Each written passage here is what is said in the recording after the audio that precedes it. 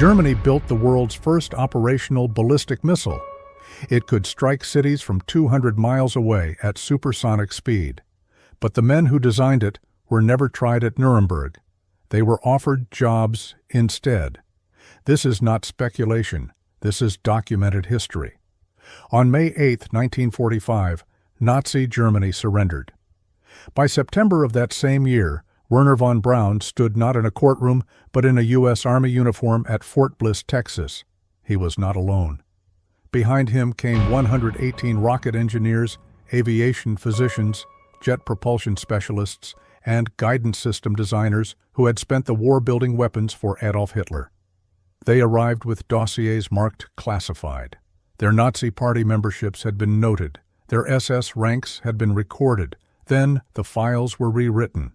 The Joint Intelligence Objectives Agency systematically erased or downplayed incriminating evidence to make these men acceptable to a nation that had just sacrificed 400,000 lives, defeating fascism. Within 5 years, they would be designing America's most advanced missiles. Within 2 decades, they would put American astronauts on the moon. Before we go deeper into how this decision changed the war forever, make sure to subscribe for more history that actually happened. The story begins not in 1945, but in 1932, in a field outside Berlin. A young aristocrat named Wernher von Braun watched a liquid-fueled rocket lift from its cradle and arc into the autumn sky. He was 20 years old. By the time the rocket fell back to Earth, his future was decided. He would build machines that escaped gravity itself. The physics were theoretical. The engineering was unknown, but the German military saw potential. In late 1932, the German army recruited von Braun and his colleagues to develop rockets as weapons. The Treaty of Versailles had forbidden Germany from building long-range artillery. It said nothing about rockets. By 1937, von Braun had joined the Nazi Party. By 1940, he held the rank of Sturmbannführer in the SS, equivalent to a major. These were not ceremonial titles. They were prerequisites for accessing funding, facilities, and forced labor. At Peenemünde, on Germany's Baltic coast, von Braun's team constructed a research complex larger than some cities. Engineers tested liquid oxygen and ethanol fuel mixtures. They designed turbopumps capable of generating 3,500 pounds of thrust. They built guidance gyroscopes and radio control systems. The goal was a rocket that could carry a 1-ton warhead across the English Channel faster than sound. No defense could stop it because no radar could track it long enough to intercept. By October 1942, the team had a working prototype. It was 46 feet tall, weighed 28,000 pounds fully fueled, and flew on a controlled trajectory for over 100 miles. Hitler named it Vergeltungswaffe II, Vengeance Weapon II, the V2. Production required precision that Germany's overstretched wartime economy could not provide through conventional labor, so the SS supplied something else. In August 1943, after Allied bombers struck Peenemünde, V2 production moved underground to a facility called Mittelwerk, carved into the Konstein mountain near Nordhausen. The factory operated inside twin tunnels, each over a mile long, connected by 46 cross galleries. Lighting was minimal, ventilation was inadequate. The workforce was drawn from Mittelbau-Dora, a concentration camp built specifically to supply slave labor for rocket assembly. Over 60,000 prisoners passed through Mittelbau-Dora between August 1943 and April 1945. They were political prisoners, resistance fighters, Soviet POWs, and Jews. They worked 12-hour shifts drilling through rock, assembling rocket components, and loading fuel tanks. Prisoners who collapsed from exhaustion were beaten. Those too weak to work were hanged in the tunnels as warnings. Conservative estimates place the death toll at 20,000. More prisoners died building the V2 than were killed by the weapon itself when it struck Allied cities. Arthur Rudolph oversaw V2 production at Mittelwerk as operations director. He set quotas. He managed schedules. He knew exactly what was happening in those tunnels. When questioned decades later, he claimed he had no authority over prisoner treatment. The production records suggest otherwise. While engineers like Rudolph managed production, others focused on human limits in different ways. Hubertus Strughold directed the Luftwaffe's Institute for Aviation Medicine in Berlin. His research addressed how pilots performed at high altitude, under rapid decompression, and in freezing temperatures. Some of this research involved human test subjects in conditions that would later be classified as medical experimentation. Strughold's work was considered valuable enough that his name appeared on Operation Paperclip's priority list alongside von Braun's. The V-2 entered operational service in September 1944. Over 3,000 rockets were launched against Allied targets, primarily London and Antwerp. Each carried a 1-ton Amatol warhead, each struck at over 3,000 miles per hour. There was no air raid warning because there was no time to sound one. The rocket arrived before its sound. Approximately 9,000 civilians died in V-2 attacks. The weapon terrorized cities but did not change the war's outcome. Germany was already losing. What did change the war was the engineers themselves, or rather, what would be done with them after Germany fell. By early 1945, Allied intelligence officers were racing into collapsing Germany with a singular objective: secure the scientists before the Soviets did. The Joint Intelligence Objectives Agency, a combined military-civilian task force, coordinated what would become Operation Paperclip. The mission was straightforward: locate German researchers whose expertise could advance American military technology, evaluate their scientific contributions, ignore, as much as legally possible, their political affiliations. On May 2, 1945, Wernher von Braun surrendered to American forces in Bavaria. He had prepared for this moment. He brought technical documents. He brought blueprints. He brought lists of colleagues and their locations. The United States Army flew him to Garmisch-Partenkirchen for interrogation. He was cooperative. He was articulate. He was valuable. Within weeks, he and his top engineers were en route to the United States under military custody. They were not prisoners of war. They were not immigrants. They existed in a bureaucratic gray zone, classified as wards of the Army. Fort Bliss, Texas, became their first home. By December 1945, over 100 German rocket specialists had arrived. They were housed in former barracks. They were paid modest salaries as civil service employees. They were prohibited from leaving the base without permission. They were also given access to captured V-2 components and told to teach the U.S. Army how rockets worked.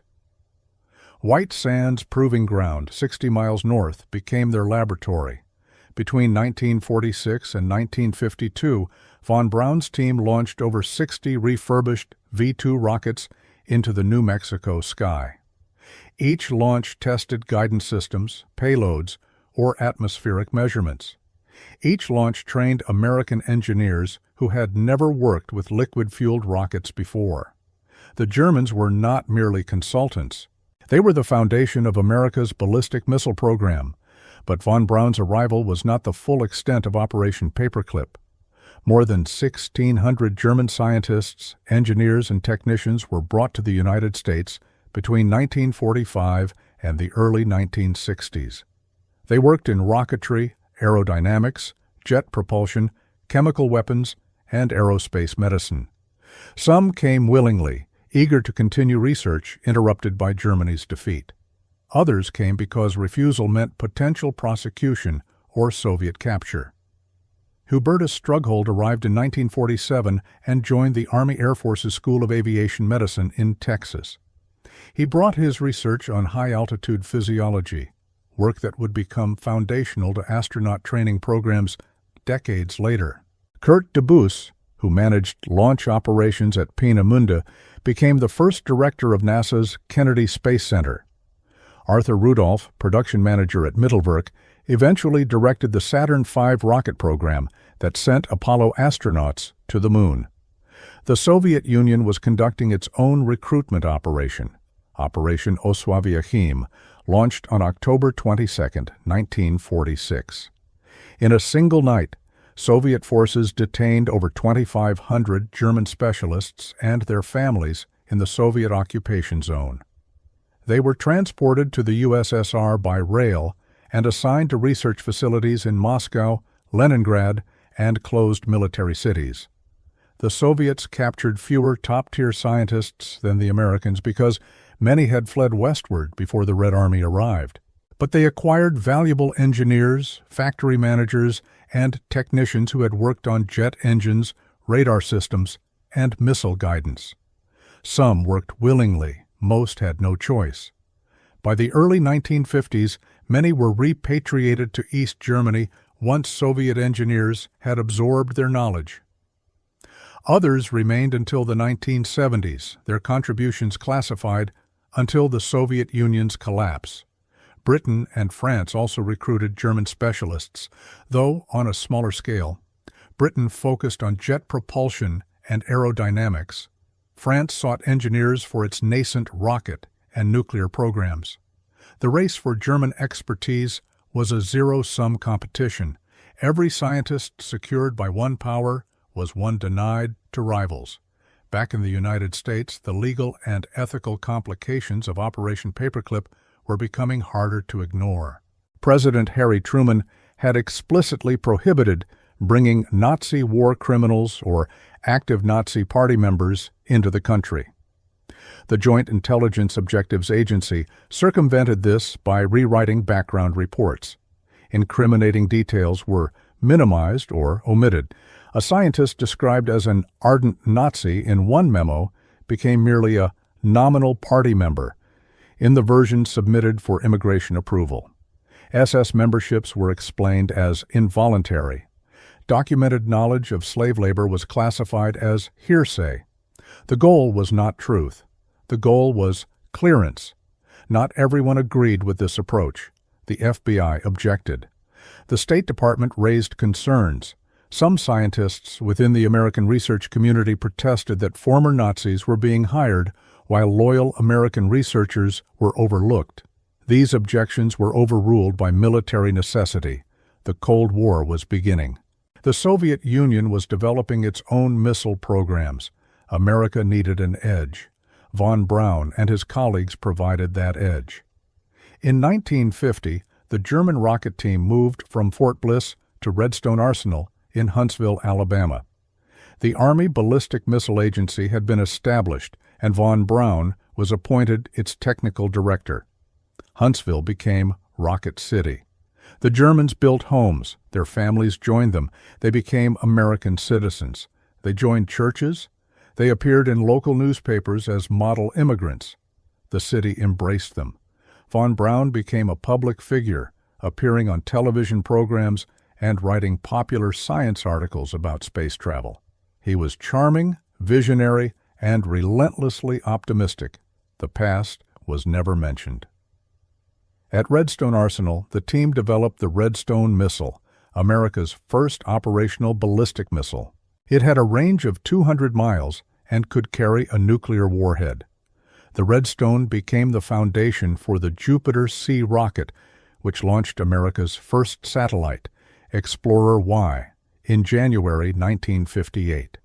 This was a direct response to the Soviet Union's launch of Sputnik 3 months earlier. The space race had begun, and it was being run by men who had built Hitler's vengeance weapons. In 1960, von Braun and his team were transferred from the Army to the newly formed National Aeronautics and Space Administration. Von Braun became director of the Marshall Space Flight Center in Huntsville. His mandate was clear: build a rocket powerful enough to send men to the moon. He designed the Saturn V, the most powerful rocket ever flown. It stood 363 feet tall and generated 7.5 million pounds of thrust at liftoff. On July 16, 1969, a Saturn V lifted Apollo 11 off the launch pad at Kennedy Space Center. 4 days later, Neil Armstrong stepped onto the lunar surface. The mission succeeded because the rocket worked flawlessly. The rocket worked because Wernher von Braun had spent 3 decades perfecting liquid-fueled propulsion systems. He had started that work in Nazi Germany. For years, this history remained largely unexamined. Von Braun was celebrated as the father of the American space program. Arthur Rudolph received NASA's Distinguished Service Medal. Hubertus Strughold was honored with awards named after him by aerospace medicine associations. The narrative was one of redemption. Former enemies had become allies. Science transcended politics. The moon landing symbolized what humanity could achieve when brilliant minds worked together. But by the 1980s, the narrative was unraveling.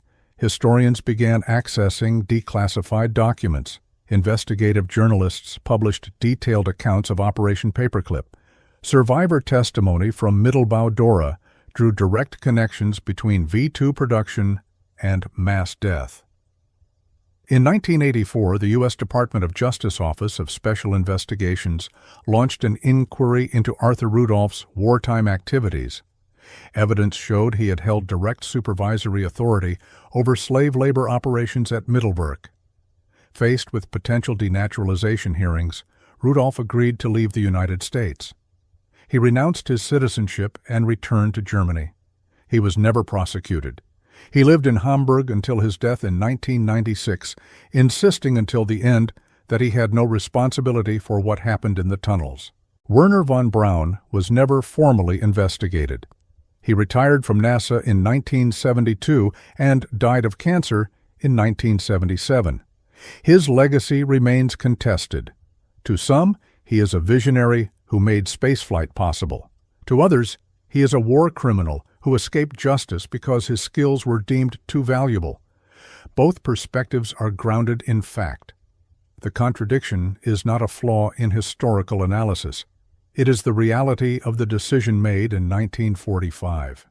Hubertus Strughold never faced prosecution either. He continued working in aerospace medicine until his retirement. Awards bearing his name were eventually rescinded after documentation emerged, linking him to human experimentation. He died in San Antonio, Texas, in 1986. His contributions to space medicine are undeniable. So is his participation in research that would be classified as crimes against humanity by today's standards.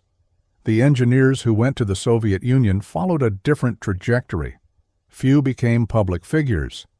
Many returned to East Germany in the 1950s once Soviet missile programs were self-sufficient. Their contributions were classified for decades. Unlike their American counterparts, they received little recognition during their lifetimes. Some were forcibly detained.